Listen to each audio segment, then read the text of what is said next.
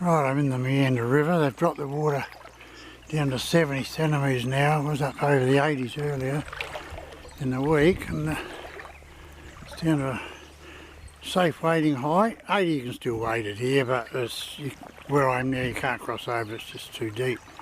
But here it's just below my waist, and it's safe enough to get up here without getting wet.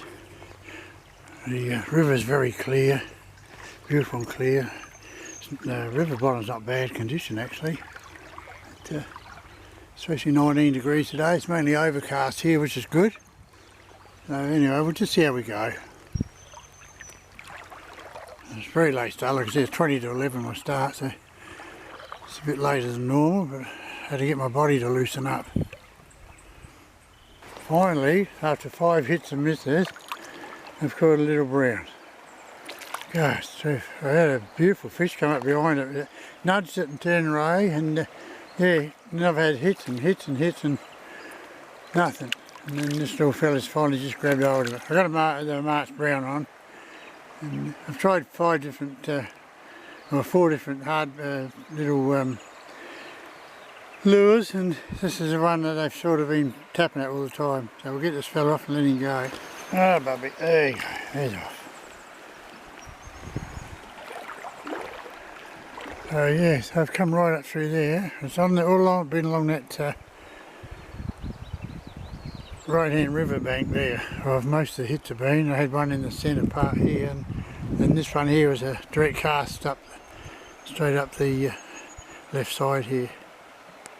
Oh, I've just got our second one on here. I got him as fast as I had another massive trout, about 3 pound, or a good 3 pound, 3.5 pound come out at the stonefly, the March brown. I wouldn't take it. And bugger. And I thought, well, the white mill had done alright yesterday. I've only got the one with me. And I come in this fast ball and I flicked it right hard up against that river bank up there. And this nice solid plump brown's come out and grabbed hold of it. And it's reasonably well hooked anyway. So I'll get him in the net and we'll send him on his way. Lovely fish.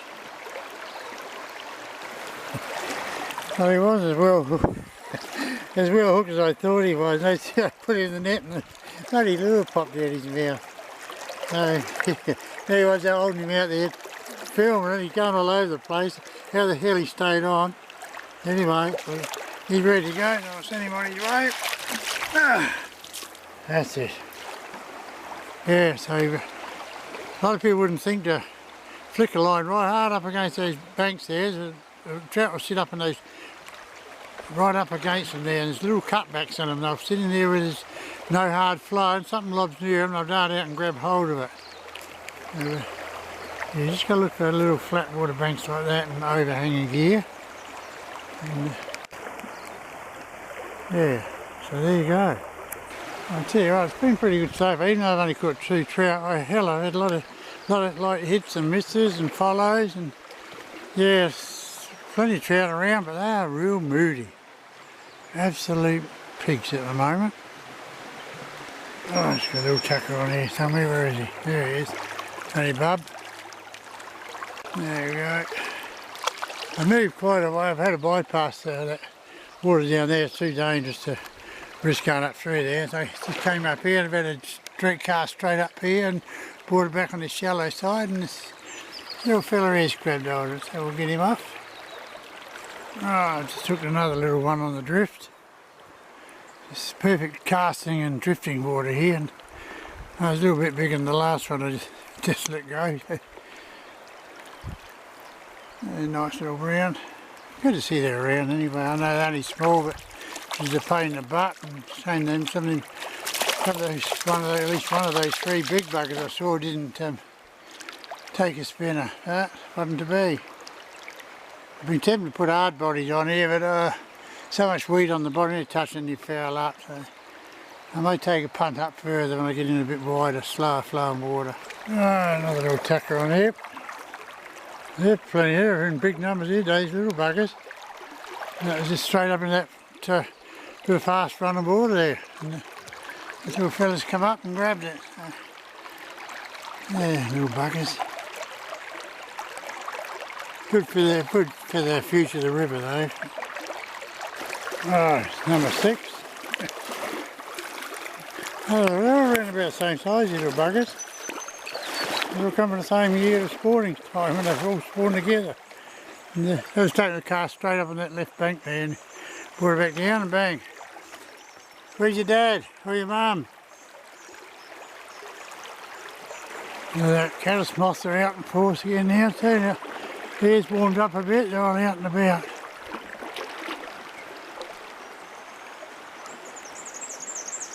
Bobbing all around the place.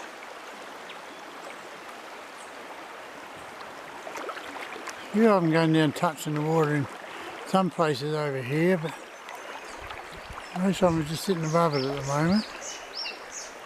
And he's trying to go to a white miller, I think.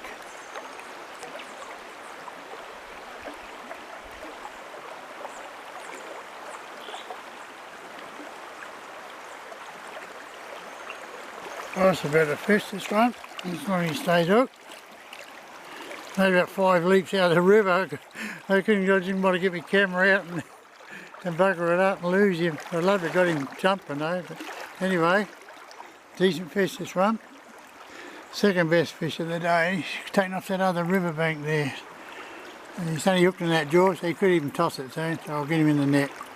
He's good to go. There you go, Buster. Beautiful. Might start off to hit some misses, and I'm having more hookups now than I am misses, which is much more to my liking. It's where it's handy to have a wooden net or float. You can drop your net and when you handle the trout, let him go or whatever you want to do, and keep it on one of those stretch bungee cord sort of things. And yeah, good idea. Another little one on here. There he is. Spin around. Had 2 goes at it, and then yeah, got him on the 3rd whack. I was just taking in that little shallow bank over there with a bit of bubble line, little flat run there. That cloud covered come back again. Don't like the fishing in the overcast and sun. Anyway, beggars can't be choosers. You've got to take what we can get. Alright, buddy. There you go. Very nice. Oh, yeah. I just took one about 3 big tree branches or trees falling down over by the riverbank over there. And he took it as I was letting it drift, and he went ballistic. He had about 8 jumps out the water there, and he went out in the end. I couldn't even set the hooks. He just grabbed it that fast and just started jumping everywhere. And, yeah, just tossed the spinner in the end. So, just another massive trout come out and chase the lure now. He'd been another 3 to 4 pound fish, and black as the ace of spades. And come up behind and just wouldn't take it. Sun on the water's really messing it up now.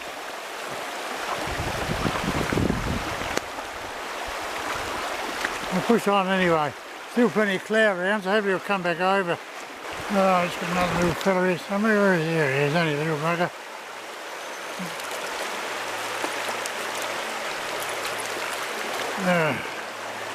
You said Dad's to take it. There's only a little one. That was just cast straight up along that left river bank here. Clouds come back in here now, thankfully. I'll get this little fella off. Then he ran his way. Oh, they just cast straight up ahead of me here to the right a bit. And haven't even moved yet. Another little one's grabbed hold of it. Once I get into deeper water, I'm going to go hard body, and hopefully that may produce a few, maybe some of the bigger buggers if we're lucky. Yeah, so only a little. Yeah, that's number 10. There we go. He's good. He's off. I've decided I'm not going to get out and bypass the water up there. and walk on for another half a kilometre and then fish for another kilometre. And it'll be too long to walk back to the car. By the time I finish up there, it'll be a good 4 hours in the river, so I think I might just get out and head back to the car and take the shortcut through here and climb up that bloody hill again, up the side of the hill and get on the road. And yeah, maybe call into Western Creek on the way home, or I'm not sure what I'll do yet, or whether I'll just go down and fish another part of the Meander River. We'll see what happens when I get up that hill, what the body's like. Oh. Certainly sucking air. Come up there. There's the river. Right down in through there. And it's not as if it's a long way, a long walk, but it's just the steepness. Anyway, we're on the road, heading back to the car. I'll make a decision where I head to once I get back there and have a Pepsi Max. I'm going to have actually I'm having a caramel koala today instead of Alfredo. I've got one with me, I'm going to have it right now on the way back. Right, so I'm just eating a caramello koala. I decided not to go on any further. I got out the river. It's just waste of time. I'm starting to get sore on my lower back, so I'm not going to push it. I would love to have gone up and just have a look at some more fast water, but it's just not worth me risking my body at this stage early in the season until maybe in the new year. I'll push myself in the new year if the body's okay. Yeah, so anyway, I fished up with 10 trout caught and released, mostly small ones. There was three reasonable sized fish in there, and then I had those four beautiful big trout come at the lure, but would not touch it. And I'd like to have done hard bodies, but sometimes using a hard body on trout and that, if they take it, it can cause so much damage with them, but having the two lots of trebles on it. Perhaps I should just take the front set of trebles off, the one that's just sat back behind the head of the hard body, and just stick with one on the tail end maybe, and do it that way. But yeah, so anyway, yeah, I had about I had 15 hookups altogether, and yeah, lost 5 of them, and God knows how many hits and misses I had today from trout, and no little ones and medium-sized ones, and so in the end it was a pretty good day really. I can't complain. But it's only my second double-figure catch for the season, so I'm pretty stoked with that. Anyway guys, so till next time, tight lines.